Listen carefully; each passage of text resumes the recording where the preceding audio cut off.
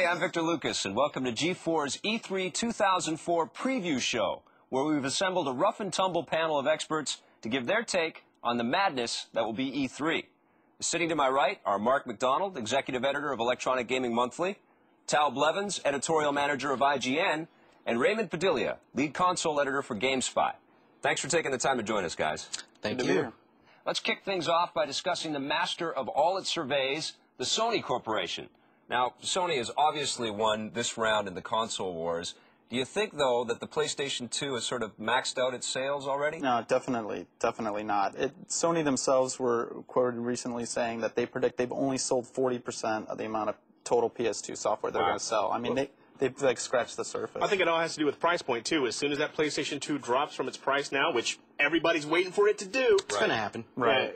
You're going to see a lot more sales at Walmart. You're going to see a lot more sales to the mainstream gamers, the NASCAR fans. You're going to see a lot more sales in general. Now, what about the power of this system, though? Has it shown its age? Have we seen the best that the PlayStation 2 is capable of? Definitely not. I mean, when you go into a console's lifespan, towards the end of it is when you really see the most impressive stuff it can do. And we're not even there yet with the PS2. This year you'll see games like Killzone and Mercenaries that push the power of the PS2 further than ever before. Yeah, Killzone looks like an Xbox game. Well, yeah, and Mercenaries is a really good example. I mean, seeing that from LucasArts, it's like I thought I was looking at an Xbox game the first time I saw it because everything is moving so great. There's so much stuff going on the screen at once. And it's like, graphically you're like, PlayStation 2 just did not look like that 2 years ago. What other stuff are you guys excited about on the PlayStation 2? A lot of 3 and 4s, a lot of big sequels like Metal Gear Solid 3, Gran Turismo 4, all the platformers, Jak and Daxter 3, Ratchet & Clank 3, Sly Cooper 2. There's a lot of numbers. Yeah. It does seem like a year of sequels, but personally I'm looking forward to the sequel to Eco as well. Fantastic game from last year. Sequel's looking really good. Lots of sequels. Now, what about the PSP? This is Sony's first foray into portable gaming. What kind of impact is this system going to have? Well, I think this will have a bigger impact, potentially, than even the PlayStation. I mean, this device, it costs a lot of money. It plays movies, it plays music. So it's even more of a crossover device than the original PlayStation. I think you'll see a lot of the people that like things like the iPod, they're going to want a PSP because it looks really cool, it looks really sexy, and Sony's marketing will make it awesome. And we've seen, a lot of players try to break out into the handheld market who haven't done so well. And I think if anybody can do it, I think Sony is probably the one corporation or the one player who can actually break into this market. They know consumer electronics. Are we going to be playing PSP games on the floor? Are they actually going to have them there for us to I don't think so. I think they're going to show a few. They're definitely going to show some games. They're going to show the hardware behind the case, but I don't think. I think we'll be playing some games at the show. I don't know if everybody. But not on the floor. What about PS3? Are we going to hear anything about PS3? No way. Rumblings. There are going to be a few partnerships announced, but just nothing concrete. take the spotlight away from the definitely PSP. Exactly. Yeah, it's a PSP show this year. There's no reason to do it now. All right. Well, those that think the PS2 is a graphical dinosaur may have to think again. After seeing our first exclusive clip, Call of Duty took PC gamers by storm last year, but the upcoming console version looks to raise the bar even further. Check out Call of Duty Finest Hour. And yes, this footage is from the PlayStation 2 version.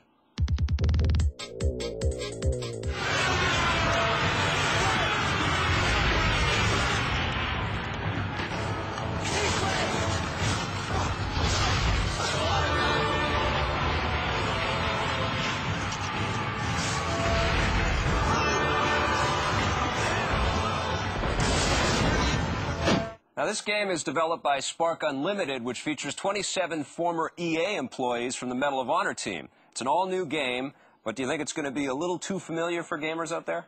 Well, from the clip that we saw, it does look a lot like the PC version. It's taking place in the 3 same campaigns. What we saw was Stalingrad, which looked very similar to the Stalingrad version in the PC. Yeah. But, to be honest, I don't know how many PS2 players actually got a chance to play the PC version of Call of Duty. I think a lot of console gamers in general have heard about Call of Duty, and they've heard lots of great things about it. It was a fantastic game, and it made a lot of noise, so they're going to want to check it out on the PS2. And a World War II themed first-person shooter. I mean, that's that's a crazy novel idea, and that's unheard of. What a unique way to go with it. Call of Duty is definitely one of the best shooters, and definitely one of the best World War II shooters out there ever. I think just the level of atmosphere and all the stuff going on all over the place. I also think that the former members of the Medal of Honor team, their splinter groups, 2015, Infinity Ward, really have like some more impressive looking products than maybe what the Medal of Honor series is doing now. I agree. I think we can all agree. I'd agree.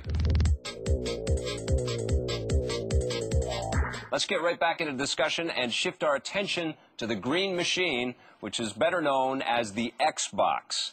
Now, Ray, is the Xbox the best console out there? Would you say that? Best is really a nebulous term, isn't it? It's definitely the most powerful system out there, but I don't think it's been used in the most creative ways. Definitely not in the same terms of quality and quantity that you see on the PlayStation 2 and GameCube. But it's definitely getting better. You're going to see a lot of things. Come on, admit it's the best, Ray. No, I mean, at the same time, if a game comes out across all three platforms, you want the Xbox version, and you own all three. That's going to be pretty if graphics safe is bet. your only concern, I would totally agree with you. I think Ray brings up a really good point. Why don't you think that across the board it's always being taken advantage of? It has superior hardware. Why aren't the games that much better on that system? Well, because people know that they're going to sell more PS2 copies of anything, and obviously they're kind of designing for that first. You see a lot of multi-platform games, with the exception of the Splinter Cells, Right. coming out on PS2 first and generally following on Xbox. But it really has to start with first party, and I think the first party message with Microsoft has changed a lot from when it originally started. In the beginning, you had people like Ed Fries and Seamus Blackley champion really creative games, really interesting things that, might not be the most commercially successful, but they're really the artist games. Well, but you also had Kakuto Chojin, and you also had a lot of crap that they were just trying to slot into different genres. They were trying to fill everything, and then now they changed it to Sure, just... I think it's a lot more focused now, and of course you still see great stuff coming out of first-party Microsoft. You got your Halo 2s coming up. I mean, nobody can deny that. You got some great exclusives like KOTOR 2 and Jade Empire coming out. Right. Well, that's three great. biggies. What other Xbox games have gamers got to look forward to? I think the go to the Ubisoft. I think is Microsoft should be Microsoft's best friend. Right. You got the new Prince of Persia. You've got Rainbow Six. Love that game. Yeah, I think really Splinter Cell 3. Yep. Really hitting on your original point that, if you play a game, and I know you're going to say it's just graphics, but if you play a game on all three systems, it usually is better on the Xbox, and I'm one of the freaks who actually likes the Xbox controller.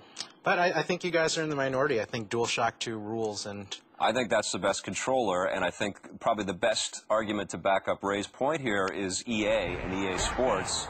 Most of the games that they publish are more enjoyable on the PlayStation 2. They add more features and things like that, specifically online play, and everybody wants to know when the hell EA and Xbox are going to get together on Xbox Live. It's going to happen this year. Yeah, I think they're going to make an announcement. I think we'll see an announcement. The whole canceling of the XSN Sports line for this year, I think, is a little That's very tip in the telling. cards. It's definitely, and there's definitely a lot of buzz going around right now, and I definitely think we'll hear something at the show. I think something definite will be actually announced. Awesome.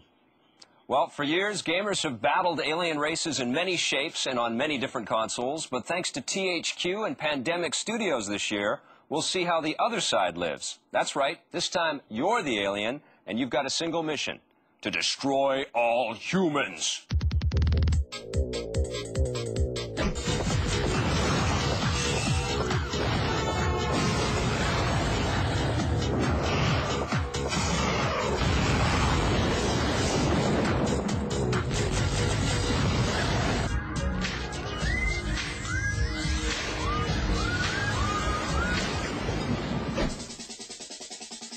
Where is Pandemic coming up with all these great game ideas? What happened here? They've got so many different games coming out this year. They've been busy, yeah. They've been very busy. Definitely, yeah. I think that game looks great. It looks cool. I'm happy to see people using sort of the Grand Theft Auto open-ended big city gameplay and not just making it Grand Theft Auto again. Not modern-day cars and guns and hookers. Well, geez, I mean, we know what Pandemic's been doing for the past couple of years, huh? They kind of fell off the face of the earth, and now they have Full Spectrum Warrior this year's E3. They have Mercenaries. They have Star Wars Battlefront. They have Destroy All Humans. I mean, I think this is going to be their show. They're going to own E3 this year. yeah, it's kind of weird. They've come from making mediocre Star Wars games and to making killer title after killer title, and they're going to rock this show. Yeah, you're going to hear their name a lot. Absolutely. Yeah.